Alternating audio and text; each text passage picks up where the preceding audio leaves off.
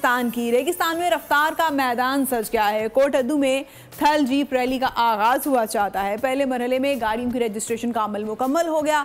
105 से जायद मर्द और खवातीन रेसर्स ने गाड़ियों की रजिस्ट्रेशन करवाई है। रिपोर्ट कर रहे हैं मुबशर मिर्जा।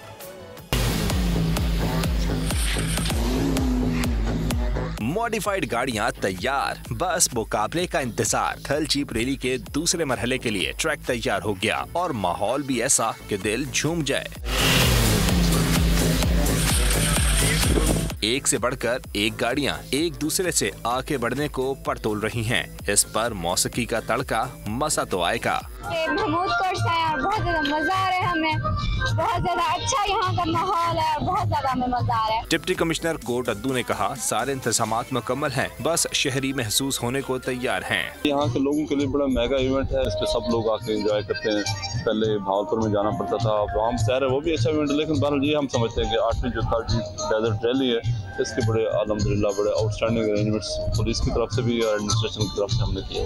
थल जीप रैली में इस बार भी टीम एशिया टीम मक्सी सलाहियतों के जौहर दिखाएंगी और शायकीन दिलचस्प रेस से लुत्फानंदोज होंगे।